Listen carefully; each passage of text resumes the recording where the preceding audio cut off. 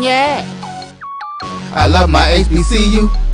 And boy, I love it, love it. I love it, love it. I love my HBCU. And man, I hope my team they won. Yeah. I hope my team they won. Yeah. Man, I hope my team they won. I hope my team they won. Yeah. I tune into the HBCU Sports Lab to see if my team won or lost. If they lost, I'm quiet as a mouse. But if they won, keep tab. I'ma do the dab, yeah. Dr. Cavil, he know what he be talking about. Mike and Charles, they know what they be talking about. They compress the analytic data with this hip hop. If you know them like I know them, they gon' tell you if your team, if they won or lost, and who the ball, So listen to Professor, yes sir, and pay attention. This is Dr. Cavil with Inside the HBCU Sports Lab with Mike Washington, Charles Bishop. Welcome to episode 285 of Inside the HBCU Sports Lab radio show and podcast.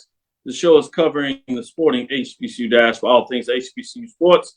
For institutions large and small, from the NAIA to the NCAA, we share insights and information on the HBCU sports culture, HBCU athletic aesthetics, to facilitate the story of HBCU athletic programs and the business of HBCU sports.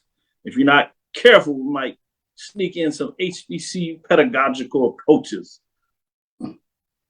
Yeah. Little old 50-cent word. I knew I would have one hater out there. I'm your host, Dr. Kenyatta Cavil, along with my co-host, Mike Washington, Charles Bishop. We are filming from our home studios and sending a signal live to KSWH 1230 AM studios with the Texas Radio Hall of Famer, none other than Ralph Cooper, multi-Hall of Famer in the beautiful home of Texas Southern University from Houston, Texas. I would ask Mike how he's doing, but since he started off like that, I'm going to go to you, Charles. How you doing today? Doing well, Doc. Doing well. I think I recovered a little bit from SWAC Media Day last week, but yeah, we're right here. We're right here at the cusp of football season. This is fun times. Yeah, certainly at the cusp. Couple of media days coming up. Couple of media days that passed us.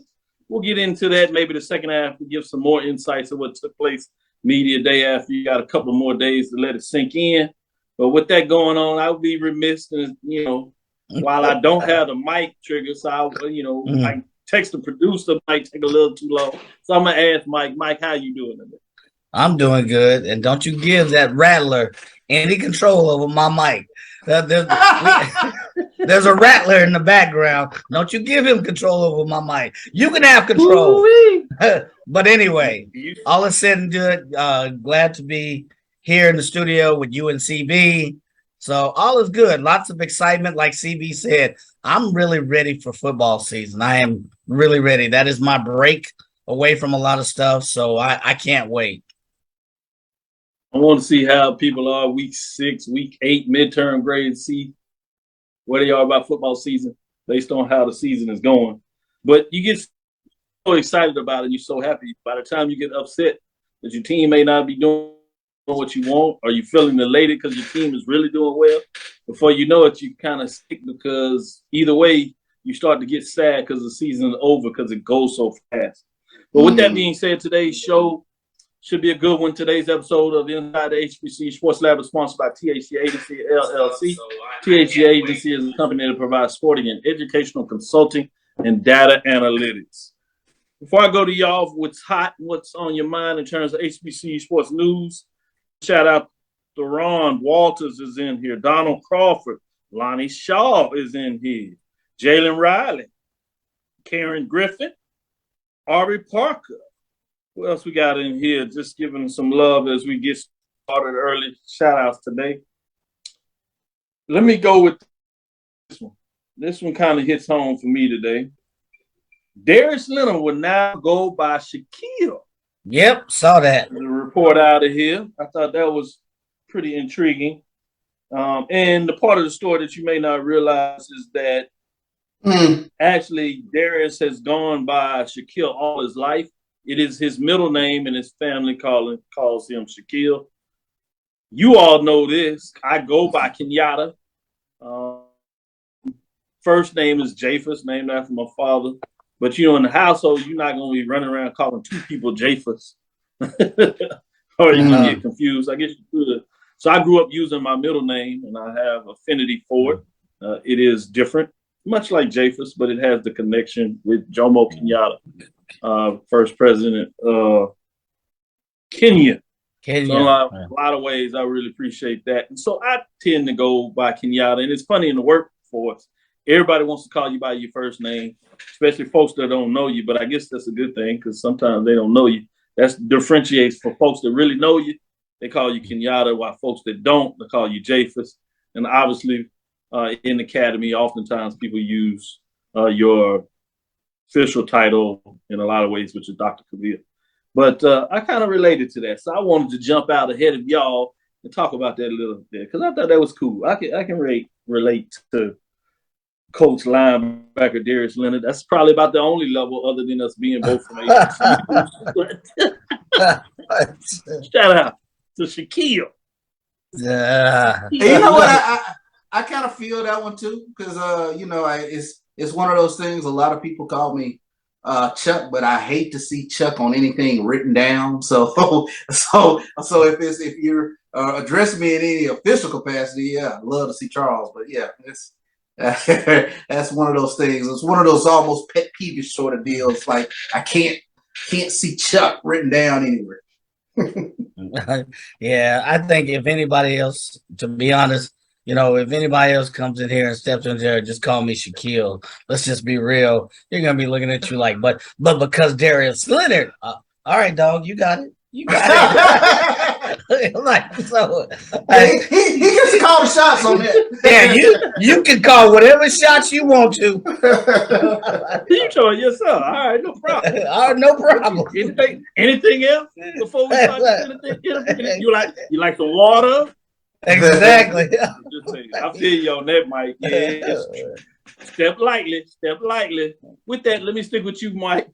What's some news out there that's hot on your mind that you want the people to kind of know, and we can discuss a little bit? Well, this one came out. This was a huge surprise to me. So the Big South announced his preseason favorites to win the Big South. And the Aggies of North Carolina A&T were picked to win the Big South. So I went back, did my homework a little bit. They finished in 2021 a respectable 3-4. They had a couple of key victories, but they couldn't get past that. Was in Monmouth and Kennesaw State. So Kennesaw State was 7-0. Monmouth was 6-1. Kennesaw State or Monmouth, they've been 1-2 in that conference forever.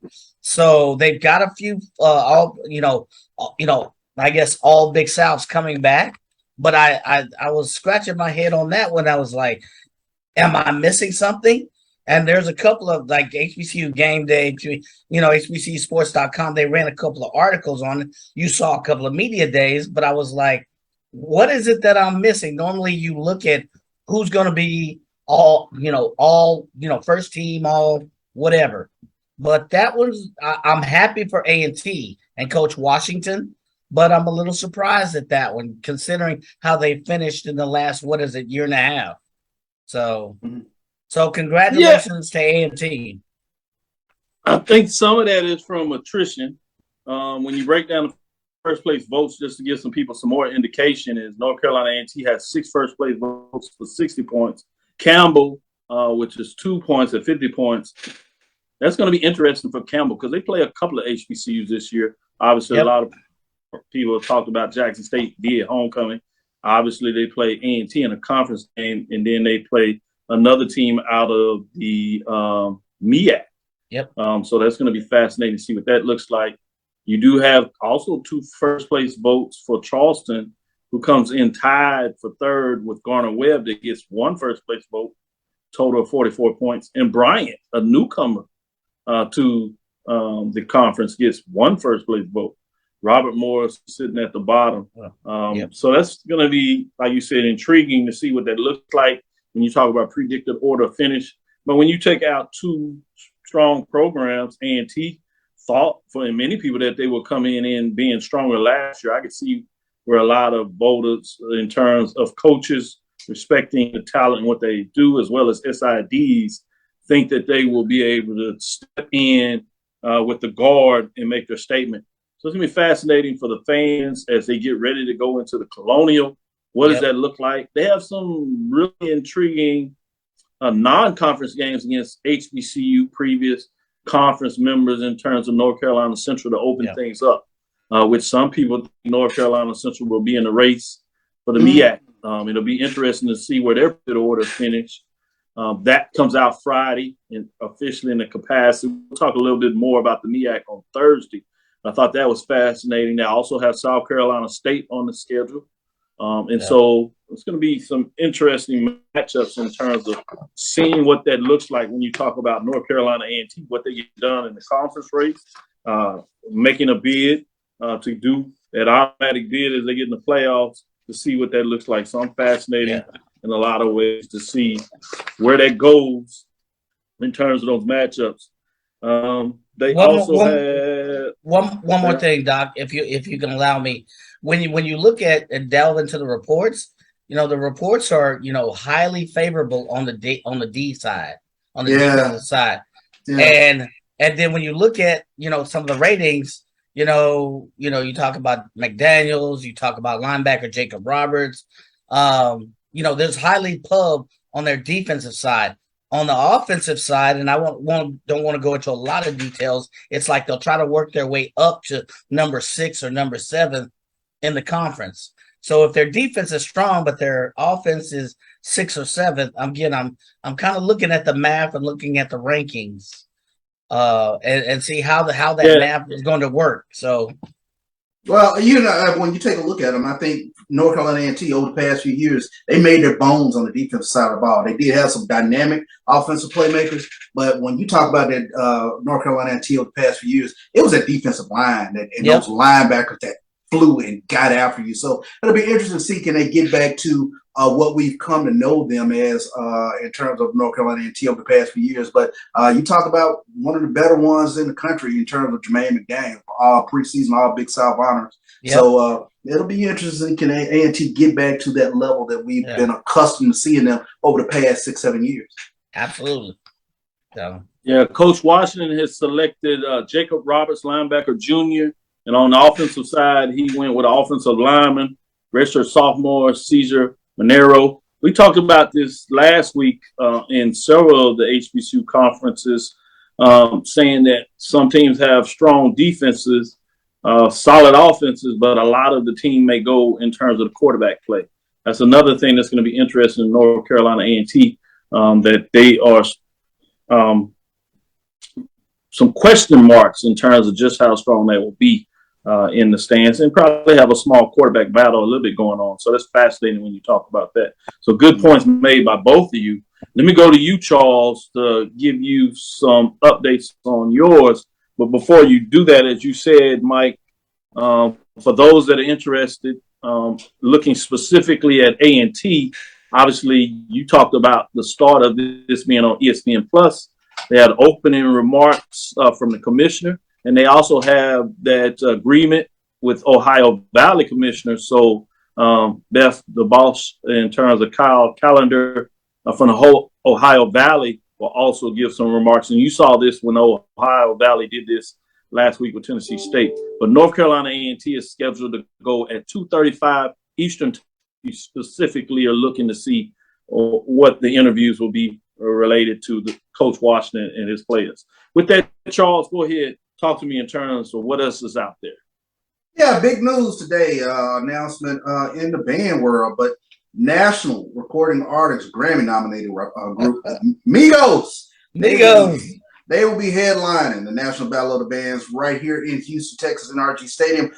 Circle the date, August 27th, 6 p.m. This is going to be huge. Addition of the world-famous hip-hop act Migos to 2022 National Battle of the Bands lineup is a gigantic milestone, merging popular hip-hop with the spirit and soul of music produced by our nation's finest HBCU marching bands. That is a quote from Derek Weber, the executive producer of the National Battle of the Bands. We're thrilled that spectators will get to see the iconic band showcase and a premier hip-hop performance with the same ticket. So that's going to be huge when we talk about Migos being here at the National Battle of the Bands. I also wanted to get in a little bit, some other news out here. So I'm gonna go back to you, Mike. Anything else you want to put on the table that has you interested? I think that's a big deal in terms of, before I go to you, with the Pepsi National Battle of the Bands for 2022, when you get a headline group, Migos, Grammy award-winning hip-hop rap duo there. I think that's going to be significant when you talk about that. Touching down here is fascinating, what that looks like in terms of putting another stamp for the National Battle of the Bands. Yeah. What else you got out there, Mike? Yeah, so I just want to know, do both y'all listen to the Migos first? Of course. Okay. I'm just asking. You got Big Mike wants to know these questions. So, if you, I know a lot of people don't listen to radio, but if you turn on the radio, turn on the music channels, it's hard to miss them.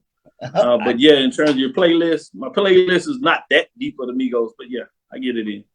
All right, so I know in the last week, I don't know if we've touched on this.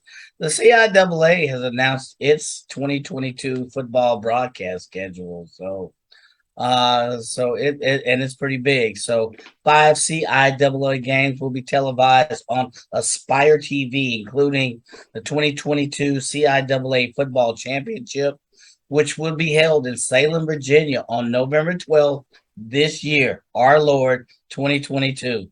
PRC Communications will be televising 10 CIAA games live through regional networks, while a total of 30 conference games will be showcased on HBCU Go's platform. So Aspire TV's 4-game regular season slate, which includes the league's 12 teams, begins Saturday, October 15th, when Lincoln, out of PA, baby, visits Elizabeth City for the Vikings homecoming. Don't know if that's a mistake or just genius in the works. Next week, Johnson Smith hosts Fayetteville State for its homecoming, and then Aspire TV will also cover the October 29th tilt between visiting Johnson C. Smith and host Winston-Salem State, and then the November 5th battle between St. Augustine and Shaw, with the Bears hosting. So a couple of big matchups. There's a lot of other stuff there. For the sake of time, I won't cover all the details, but I thought that was big. We always talk about the SWAC and the MEAC, but the CIAA has a heavy slated program of coverage across the way, with Aspire TV, to me, stepping up. And I think maybe this is a business question. I look for Aspire TV to step up in bigger markets in the next 2 to 3 years, but that's a business discussion. Yeah, we might come back to that. I like that discussion before we end the show. Aspire TV and moving out, because what you've seen them really capitalize on the CIAA. Do they want to spread their wings, as you talk about moving out, getting in some SIAC? It'll be a challenge because they have to deal with ESPN. So what does that look like? Obviously, you have SWAC and MEAC with ESPN. You have SWAC with ESPN and HBCU Go. You see HBCU Go getting into business with CIAA. 10 regional games, 30 contests streaming on HBCU Go platform, and Aspire's 4 games. Really nice TV slot to get a lot of different ways that people can see your games. I think that's a big deal.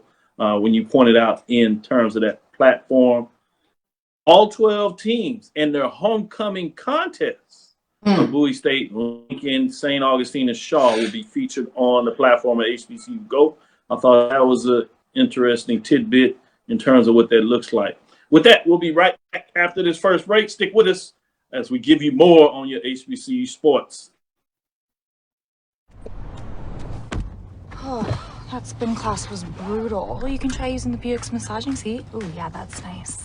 Can I use Apple CarPlay to put some music on? Sure, it's wireless. It's something we all like. Okay, hold on. What's your Buick's Wi-Fi password? Buick Envision 2021. Oh, you should pick something stronger. That's really predictable. That's a really tight spot. Don't worry, I used to hate parallel parking. Me too. Hey.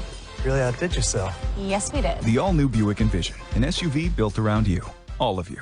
For 200 years, Montgomery, Alabama has been making history by people who had the courage to stand up for change.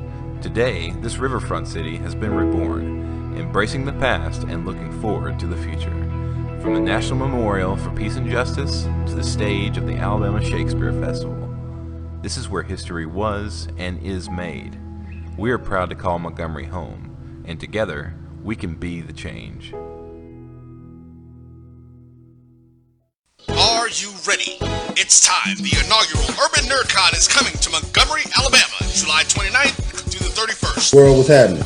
Rob Morgan here. Just letting you know, July 29th through the 31st, I'll be at Montgomery, Alabama, Urban NerdCon. Come on out, get something signed, take a photo, say hello, let's share some stories and create some memories, you know? Peace. So join us by visiting theurbannerdcon.net for ticket and vendor information. This will be the premier blurred event in the universe. Theurbannerdcon.net. Our heroes, our villains, our stories, everyone's con. See you there. From novice to aficionado, find yourself here. High quality cigars plus personal customer service with Slow Burn. Visit our website, www.slowburnwaco.com. Slow Burn is Waco's only mobile cigar lounge featuring a meticulous, curated collection of premium cigars. It's more than a mobile lounge. It's an environment and an experience rich in history, luxury, and personality. An elegant extension of any celebration occasion. It's the perfect escape and meeting place. A space where you can relax or enjoy a shared passion. Have Slow Burn plan your next big event, or before you are planning to celebrate your win over your athletic rival.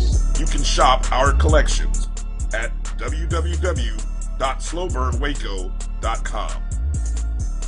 But if they want to tab, I'ma do the dab, yeah. Press the analytic data with your hip hop. If you know them like I know them, they gon' tell you if your team, if they wanna loss, yeah. And who the ball.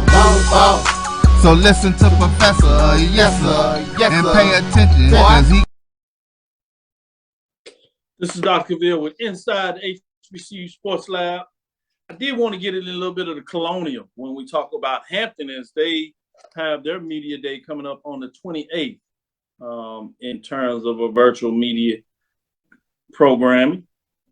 Hampton has head coach, obviously Coach Robert Prunty, wide receiver Jada Kiss Bonds, and kicker punter Axel Perez will be the student athletes that'll be present in terms of this event. So it's fascinating. They talk about some of the matchups, which I'm really interested in. They don't do a predicted order, so they'll release it at the event, so we don't have that ahead of time. So I'd like to ask you all what's your thoughts in terms of the inaugural season for Hampton and the Colonial. But before I do that, let me give you some of these matchups that are coming up outside of the Colonial and specifically for HBCUs. Obviously, with Hampton, you got the Howard-Hampton game to open things up September 3rd. You have Tuskegee at Hampton on September 10th. Another matchup between a HBCU, in this case, MEAC, and the Colonial will feature Morgan State and Townsend, both Baltimore, Maryland programs. It'll be interesting to see what that looks like. Townsend got the best of Morgan. New coach in town, though, for Morgan State. Saturday, September 17th, you have North Carolina Central facing the Colonial member New Hampshire. You also have the Battle of the Bay that weekend with Colonial member Hampton facing off with MEAC Norfolk State. Time has not been determined for that matchup. The Saturday, September 24th, features Hampton as a conference member going up against Delaware. Delaware is usually a perennial program in the Colonial and across the FCS landscape. Then they travel upstate, if you would, to Maine. Well, in this case, Maine actually travels to Hampton, going to Virginia, I should say, excuse me. And then going into Saturday, October 15th, you have Hampton against Albany. Albany, New York, not Albany State, in Georgia. Not Albany. Albany. 26th, you have Richmond at Hampton. You have that should be interesting because you have previous coach Howard that has went back to his alma mater, taking over at Richmond. Now he gets to travel to Norfolk, going back to a Hampton game. in terms of conference game in the Colonial there. You have Morgan State going on the road to Delaware. And then October 29th, you have Hampton on the road at Villanova, conference matchup. Saturday, you have a conference matchup with William and Mary at Hampton. That's November 5th. You have Morgan State at Stony Brook. Stony Brook is a new one of those members to the Colonial in football, obviously. They were in Colonial for other sports. Saturday, November, Elon at Hampton. And then they close things up on the road as Hampton goes to Townsend, November 19th, in terms of that. Tough schedule. Tough schedule. First year. When you match up some of your rivalry games in HBCU, some of your previous opponents in the MEAC, and then you go in the Colonial. 8-game schedule. Let me ask you this first, Mike. What are your thoughts in terms of Hampton's inaugural season in the Colonial? Well, they have some tough teams. I noticed they don't have James Madison. James Madison has won that division the last 2 or 3 years. They bumped up. Yeah. But remember, James Madison is going to FBS. Yeah. Oh, that's right. That's right. Pushed out. They got pushed out. That's right. James they Madison. Were not going. They play a final season. To your point, they were going to play a final season. That's right. Colonial, and then Colonial said, "No, y'all not going to be eligible for the championship." So James Madison said, "Okay, no problem. We're going to seed up." And they were able, to their credit, they were able to bump up the time frame of getting conference games, even though they won't be eligible, quote unquote, for a championship. They'll bump up, start the transition to FBS, but they'll play a conference schedule in the Sun Belt Conference. Yeah. Go ahead, Mike, finish up. No, and that's my bad. I thought for some reason I'm thinking James Madison had one more year, but I was wrong with that one. So you were right. They were supposed to have one more year, but it got ugly. Ugly. Let's be frank about it. They got ugly. Yeah. So, needless to say, it's a tough schedule. I guess the overall question is, you got Villanova, who's also finished at 2 or 3 in the last couple of years. You've got Albany, which went from the penthouse to the cellar. I think it was 2019-20. They went from last to second in 2021. So they have some tough matchups. So the other thing is I kind of looking at other sports. I'd be remiss if you look at, basketball or spring sports like lacrosse. I'm sorry, I had to throw that lacrosse in there. These are powerhouse lacrosse teams as well. Mm-hmm. So I wonder how their spring teams will fare with these teams as well, which are strong. And I would say track and field. I would also say to a certain extent, maybe basketball in some instances. I wonder how, when basketball starts in the fall and finishes in the spring, I wonder how the other sports will fare as well. But football-wise, I kind of see them in the middle of the pack, closer to the bottom. So we'll see. I don't know what Hampton is bringing to the fray in terms of recruits. I have not done all the reports, but I know when they finished in the Big South, it was not pretty. So we'll see what they go ahead. I'm sorry, CB. No, that leads me to my question. Did the seasoning up in the Big South, did that prepare them for this CAA schedule? When you take a look at the CIAA, it's one of the premier conferences in the FCS. When you take a look at the work that James Madison has done over the past few years, and just you take a look, Delaware is one of those teams as well. Yep. They've all had some really, really good programs. This is a tough schedule for Hampton, and it'll be interesting to see really what how they can sort of up their recruiting efforts to get those sorts of athletes that can compete within this conference. But this initial foray, I think, is going to be a pretty tough one for the Hampton Pirates. Yeah, October they got Albany, Richmond, and Villanova all back to back, and that's a tough schedule. So, but they do have one of the best punt returners in the nation, and with one of the best names, Jada Kiss Bonds. Man, I love that name. I've changed my name. I mean, if there are two names I would have, maybe Kenyatta and Jadakiss. I appreciate you, Mike. Turn his mic up. Turn the mic up. Y'all can hear what Mike's saying. With that being said, Man, I only see 2 overall wins. Maybe they get a third one in there. A couple. We're playing cards, a couple of possibles. What you got them over Howard and over Tuskegee? I have Tuskegee. Yeah, Tuskegee and who else? Over Tuskegee, and I have them over. I got them getting a 1 conference win over Maine. Maine. Okay, I can see that. I have them losing to Norfolk State. That's probably a possible one they can get. Ooh. They lost last year to Norfolk State. And I have them losing to Howard to kick things off in the Battle of the Bay. Many people would say Hampton to get that done. So 4 wins. But I only have them having 1 conference win. Yeah. Man, you pick Maine as that conference win? Yeah, where else you getting it? Albany? You going with Albany for that game was on the road. I got Maine because maybe they'll be able to get it done because they're at home. I like to see where the game is played. They got Albany. Like you said, they bumped up and down pretty strong last year, how they finished. Yeah. But it's on the road. Yeah. Road games are always tough. You got Richmond at home, but I'm not too tough on that. Villanova is on the road. You got William and Mary. That's a rivalry game to some state where it's at home. I think that's a tough one. Yeah. You got Eloy. Keep that close. Maybe you can find a way to get that. And then Townsend, but it's on the road. So some of your games that, you probably have a better chance of winning, the tough problem you got there, they on the road. Some of the games, some of your tougher games, good thing is you have those at home. So it's going to be fascinating to see what that looks like. One of the things that I thought of also is, as I was recognizing, when you have the number of teams, 12, 14, as they talk about, is the fact that you're going to have an 8-game conference schedule. Yep. During an 11-game season, that means you only have 3 non-conference games.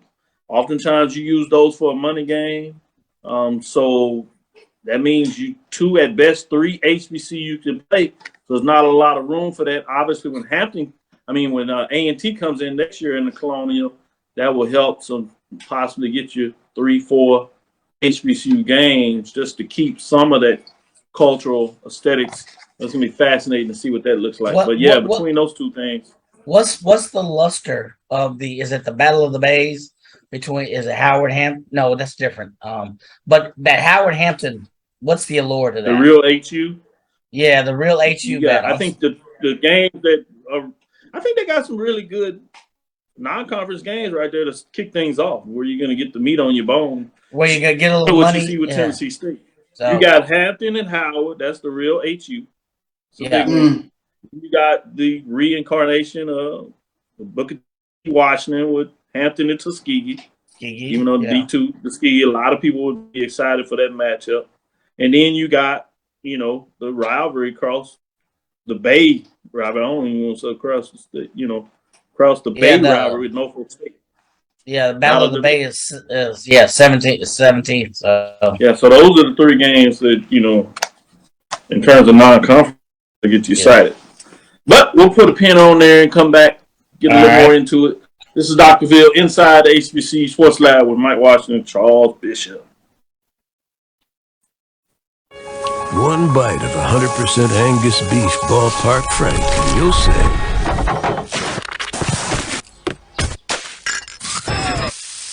hello, summer. Oh yeah, it's ballpark season. Q Time is a classic Atlanta soul food restaurant located in the historic West End. Q Time Soul Food is a family business started by Fred and Christine Crenshaw. Come on in, relax, and sink your chops into our tantalizing, mouth-watering, distinctive soul food with a twist, the Q Time way. 1120 Ralph David Abernathy Boulevard, or call your order in at 404-758-2881. Do you miss your mama's cooking? Then come on down to Q Time, an Urban Passport member. It's never too early to plant the seed, to share the tradition, and instill a sense of pride in your HBCU with your little ones. HBCU Pride and Joy Children's Boutique helps you share your school spirit with a wide selection of adorable kids apparel and accessories, officially licensed from your favorite HBCU. Visit hbcupриdejoy.com and follow us on all social media at HBCU Pride Joy on Facebook and Twitter. Are you ready?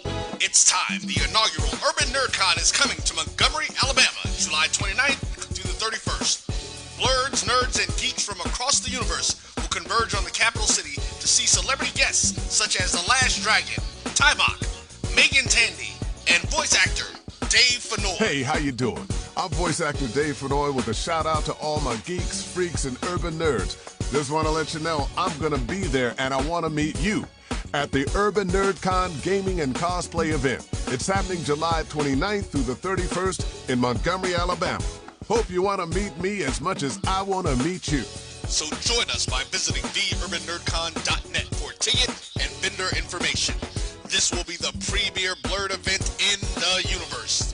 Theurbannerdcon.net. Our heroes, our villains, our stories, everyone's con. See you there. From novice to aficionado, find yourself here. High quality cigars plus personal customer service. Slow Burn is Waco's only mobile cigar lounge, featuring a meticulous, curated collection of premium cigars.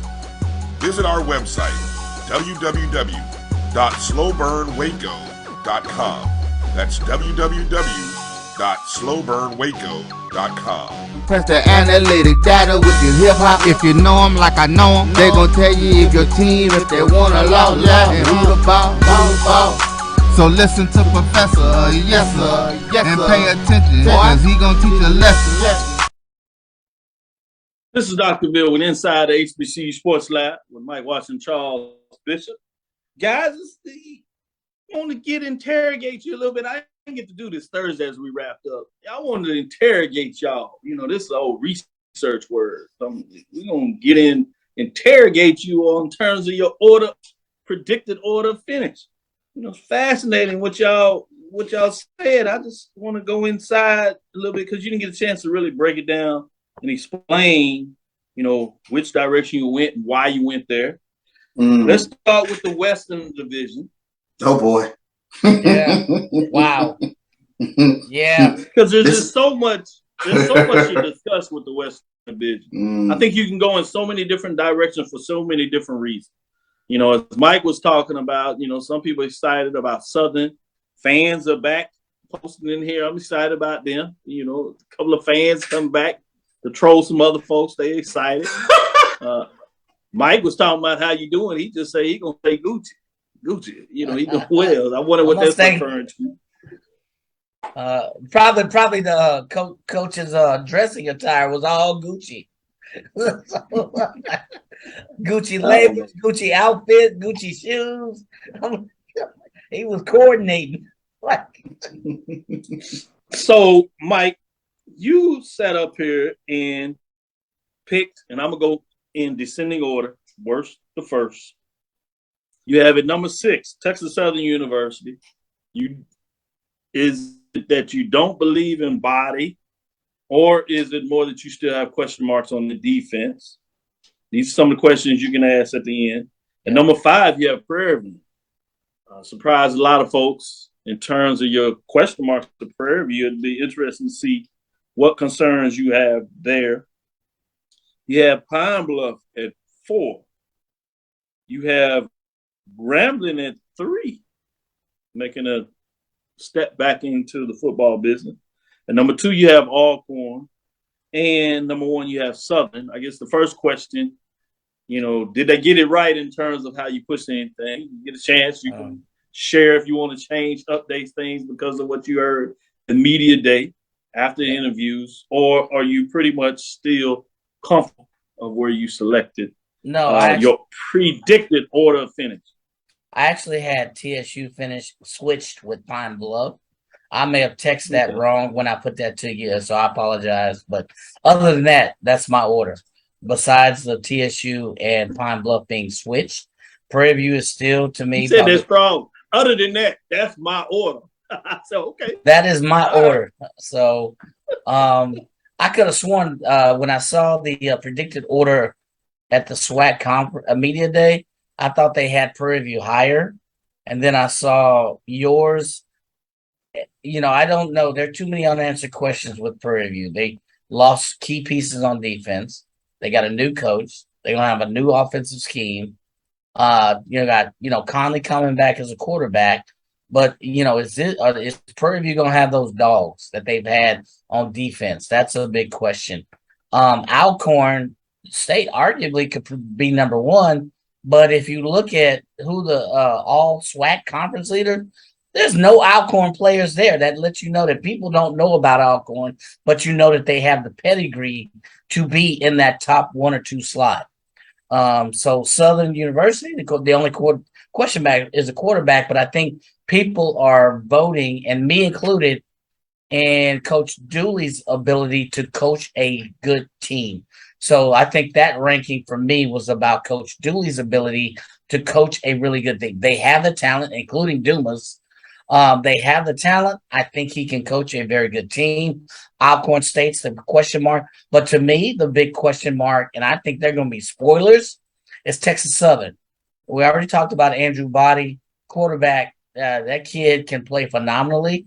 The big question is defense. Last year, they were in the cellar with the SWAC in defense. If they can muster up a good defense, what's that defense going to look like? Did they get some linemen? Did they get downline rush?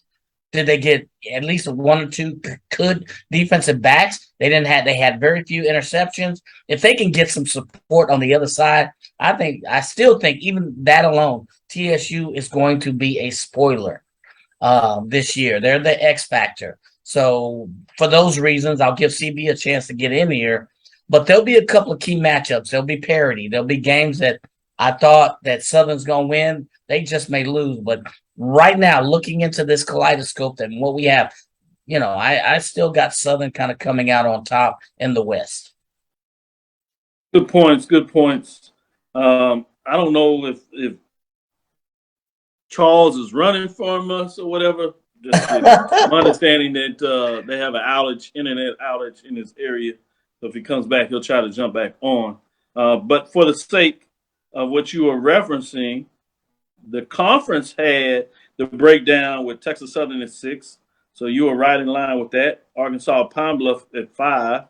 Not too difference in your mix. Grambling at 4, not too much difference. But they had Prairie View, as you alluded to, they had at 3. Pretty significant difference from what you have. Prairie View also had 5 first-place votes. You have Alcorn at 2, 5 first-place votes, and you have Southern with just 1 total point about Alcorn, but 11 first-place votes. So total points is intriguing in terms of how close Southern and Alcorn were, but in terms of first-place votes, they have a lot more. So you have a lot of folks that have Southern essentially 1 or 2. You have Alcorn with 5 people having them at top, but other folks have them much further down.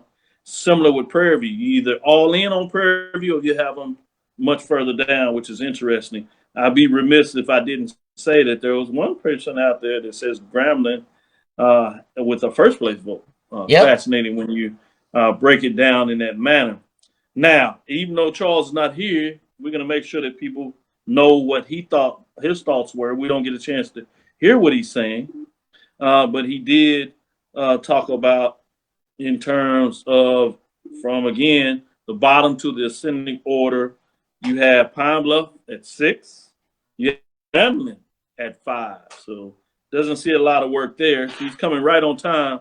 Charles, we gave the SWAC predicted order finish, and Mike stopped up. And as those that are watching can see on screen, now we're going over your predicted order finish. We literally just started with Pine Bluff at 6, Grambling at 5, Prairie View at 4, Southern at 3, Texas Southern at 2, and Alcorn at the top.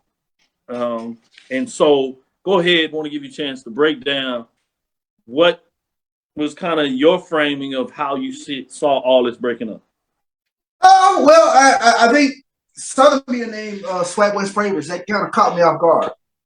To be honest with you, I didn't have Southern up that high, but and kind of, talking with BJ a little bit and kind of perusing the roster a little bit. And I'm like, okay, I see where this defense has gotten better because they gave up 339 points last year, and the defense was, I thought, what kind of took Southern down a notch. I know that they will be able to run the ball. They have those great running backs in terms of Kobe Dillon and Jared Sims coming back. Those guys are going to be huge for Southern this upcoming season. But my question then was, who's going to be the trigger man? Who's going to be the quarterback for the Southern Jaguars? So, who is it going to be Bubba McDaniel or are we looking at Harold Blood, making the emergence in terms of being Southern quarterback? I'm sure guys like Rube Hogan and Michael Lee, you guys can help me out a lot with regards to this Southern Jaguar Washington. But I think this defense is going to be the story of Southern. So I probably can move them up since SWAC Media Day because I kind of took a much better look at the roster. But Texas Southern, I think, could have a huge impact in terms of SWAC West when you take a look at what they're able to do with Andrew Body. If they stay healthy, if Andrew Body is healthy, they got playmakers on the offensive side of the ball. Of course, the problem with Texas Southern, can they stop anyone? And I think that's going to be one of those things. Not only can they stop anyone, but can they not shoot themselves in the left foot, the right foot, and the kneecap? Because I think that's been the issue. Yeah, that's a lot of dangerous weapons when you start shooting yourself in both feet. That's dangerous. Possessions. Yeah, when you do that and all those extra possessions, it just demoralizes the defense, even when they are able to get a good stop. You put them right back on the field when they're like that. Well, let me give you mine before we take this last break, and then we'll break down the Eastern Division where we might get into some fun there too. I have Arkansas at Pine Bluff at 3-8. I have them 1-7 in the conference, 1-4 in the division. So I broke mine down. Not only I actually did overall conference record. I have Prairie View at 4-7. I have them tied for actual fourth because I got them 2-6 in the conference, 1-4 in the division. This is a team that I'm really intrigued about the season. I think with the change, if they get a little momentum, if they get that home game against Texas Southern, I think they can flip that maybe to 7-4, be a little bit tighter in the race. But I have them actually losing that game because of the newness of what's going on, which is a major concern with me there. I have them tied at fourth with Grambling State, which is 3-8. I have them, again, as I said, tied for fourth. So I have them at 2-6. I actually have Prairie View losing their head-to-head to Grambling and Dallas, and that's why they are above them in terms of even though they're tied.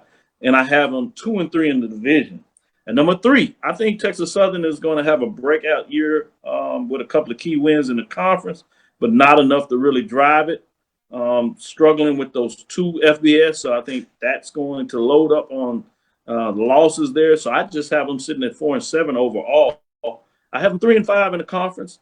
One of those wins could be a big win that really throws a monkey wrench in somebody, but I have them just 2-3 in the division, not doing well in the crossover games. At number 2, I have Alcorn State at 6-5, just getting over the win list, but I have them 5-3. I have them losing in those crossover games. I see the East stronger than West again. I think those matchups will be closer, but I don't see the West quite getting over the hump, and that's why I see having some problems there because I have Alcorn 4-1 in the division, but 5-3 in the conference, which tells you something how I feel about the divisional crossover games. I have Southern 8-3, winning it, and I have them 5-0 in the division, but I have them just 6-2 in the conference. I have them losing 2 of their crossover games to FAMU and to Jackson, with both of those games being on the road. If they're able to get one of those, it could get real interesting real quick in terms of them being able to fight for a divisional home game for a championship game. If they can get it done against Jackson, will it be the difference? If Jackson is able to get it done in the East, will that matchup be the difference in terms of who plays a home game? Boy, it would be intriguing because I think in a championship matchup between Jackson and Southern, home field advantage could go a long way in terms of that. But right now, I have the edge over to Jackson State. I'll tease out and wait until Thursday, give you some insight of what I got because I broke down VIAC and I can He tell ain't you, smiling. He ain't smiling. CB, you said that. CB ain't smiling. When you said that, I get an edge to Jackson. He also yeah. So I'll come back on the other side and give you all a chance to break down the Eastern Division, and I'll break down with my records. Stay with us after this last break. We'll break down and give you what it looks like in terms of these gentlemen explaining why they picked certain teams, where they picked them in terms of their predicted order of finish in the SWAC. Stick with us. We'll be right back after this last break. Oh, that spin class was brutal. Well, you can try using the Buick's massaging seat. Ooh, yeah, that's nice. Can I use Apple CarPlay to put some music on? Sure, it's wireless. Pick something we all like. Okay, hold on. What's your Buick's Wi-Fi password? Buick Envision 2021. Oh, you should pick something stronger. That's really predictable. That's a really tight spot. Don't worry, I used to hate parallel parking. Me too. Hey. Really outdid yourself. Yes, we did. The all-new Buick Envision, an SUV built around you, all of you. Are you hungry for authentic Caribbean food like jerk chicken, oxtail, red snapper, shrimp, tofu, and rasta pasta? Well, find your way over to Mango's Caribbean Restaurant, 180 Auburn Avenue, right next to Royal Peacock in downtown Atlanta. Them belly full, but we hungry. Mango's Caribbean Restaurant, open daily from 11 a.m. to 10 p.m. And on Friday and Saturday, we're open till 4 a.m. Come to Mango's and put some spice in your life. Oh, we've got a good thing going. Mango's Caribbean Restaurant, 180 Auburn Avenue, right next to Royal Peacock in downtown Atlanta. For more info or directions, call 404-698-3992 or log on to mangoscaribbeanrestaurant.com. For instant coupons, text MANGOS to 313131. Tell your mama hungry, papa hungry, brother hungry. Mango's Caribbean Restaurant, authentic Caribbean cuisines. Open up the door, tell them mama hungry. Press the analytic data with the hip hop. If you know them like I know them, they gon' tell you if your team, if they wanna loud, and who the ball. So listen to Professor, yes sir, and pay attention, cause he gon' teach a lesson. This is Dr. Ville with Inside HBCU Sports Lab with Mike Washington and Charles Bishop. Let's get back into it. I'm gonna start with you, Charles, in terms of your breakdown of the Eastern Division. The top won't surprise most folks, but let's start at the bottom. You have Bethune-Cookman at the bottom. Mm-hmm. Now, you said Valley will be improved, but it's not going to necessarily show in the number of wins, at least in terms of the conference order of finish, because you have them fifth. You have Alabama State above Valley. I think that's fascinating in terms of that, because you have some people that are in on Alabama State and others not so much. Alabama A&M, you do have third. You have FAMU second and Jackson State at the top. Many people understand why you're talking about the talent at Jackson State. But talk about maybe a little more in terms of your other teams in the division, why you picked them to fit where they are. I really like Alabama State. I think they got some pieces that were injured on the defensive side of the ball last year that are coming back. But the addition of quarterback Demontrius Davis, I think that's going to be huge for Alabama State in terms of actually being able to score the football. This is a dynamic playmaker that's coming into this conference. For those that haven't had an opportunity to see him, he is the truth. We've seen him up close and personal here in Houston in terms of leading North Shore to 6A state championship, largest division here in the state of Texas. So that was a coup for Eddie Robinson Jr. to bring him in from Auburn. Mississippi Valley, I'm looking for another signature win beyond that one signature win that they get. So I want to see if Valley is able to, not just scare somebody, but get over the hump with regards to what they're going to do. But, I think everything comes down to that Orange Blossom Classic, Florida A&M and Jackson State. I think in terms of talent-wise, these are two bellwether teams over there in SWAC East. I have Alabama A&M up pretty high, but that's just a lot to overcome. That was a record-setting quarterback that's no longer in their locker room. So Alabama A&M, I can see Alabama State usurping Alabama A&M this upcoming season. I can actually see that. Yeah. Yeah, the Magic City Classic will be interesting if that is the case. Some of the games that you talk about for Valley, I think if they're able to do it, it's because they get a couple of more of those big games at home. So obviously non-conference, you got Delta State, Mississippi Valley in terms of that area.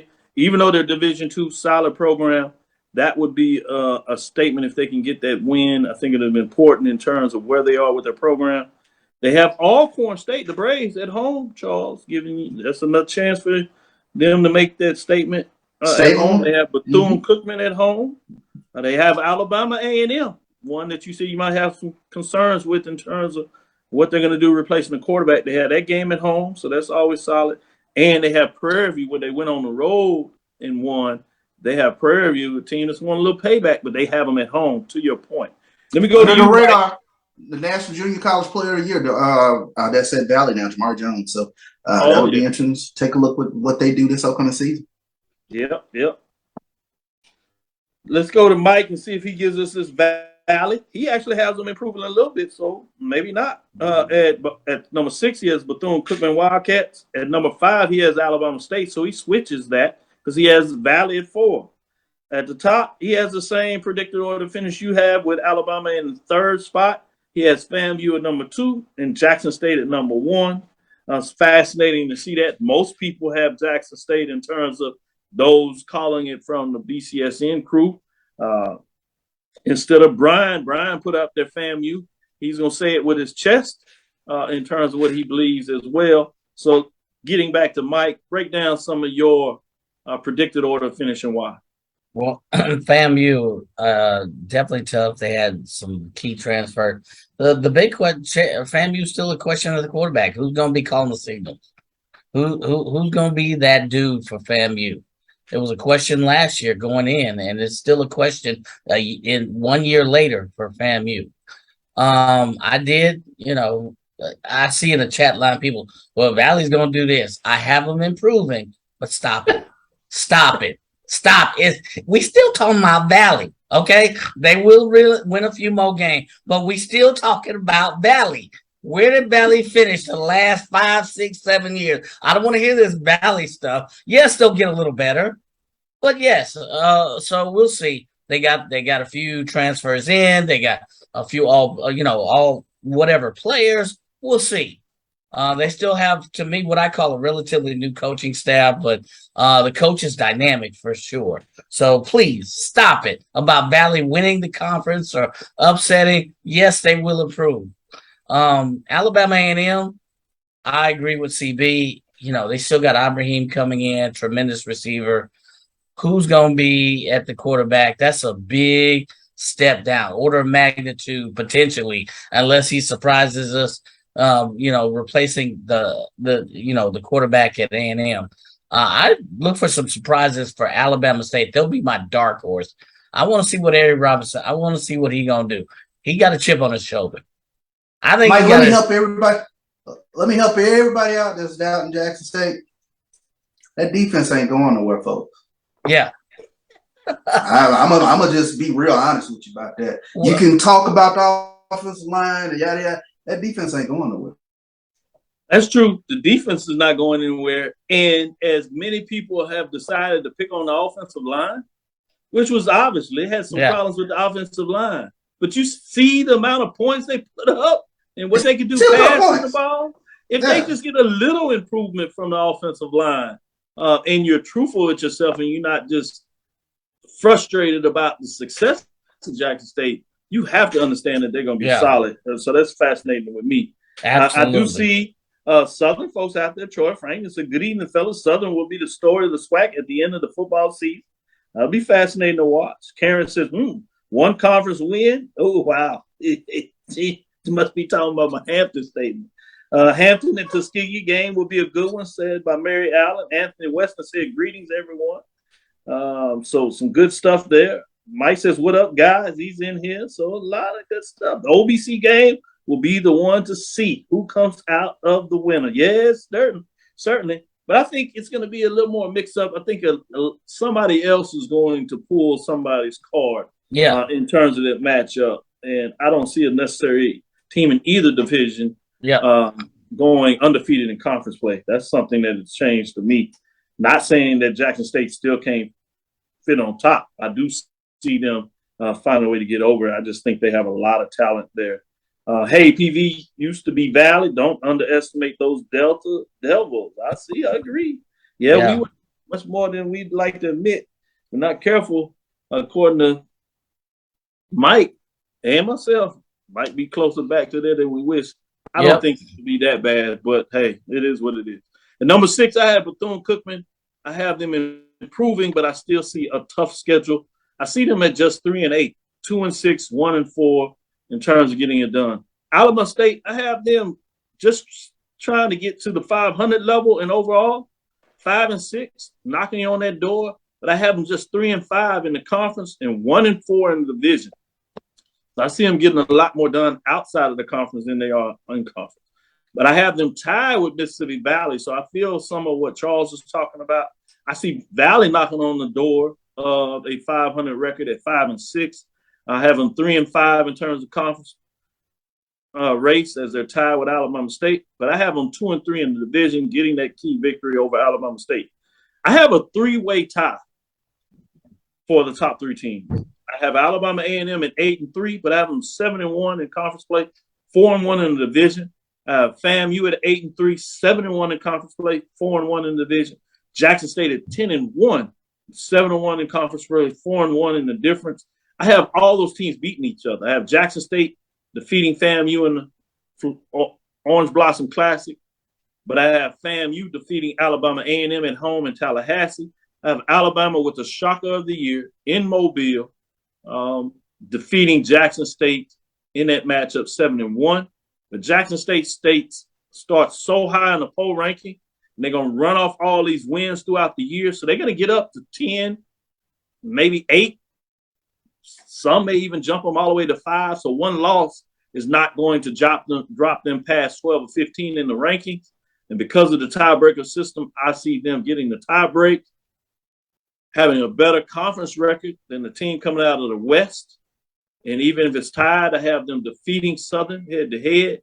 So I have them hosting the championship game, which I see against Southern, with them being able to find a way to get it done in that matchup, returning to the Celebration Bowl, facing – I won't tell you that. You have to check back with us on Thursday so I can tell you the breakdown of what I see going on in the MEAC, of who Jackson State will ultimately face in the MEAC for the Celebration Bowl in 2022. With that, I want to say thank you for listening to Inside the HBCU Sports Lab.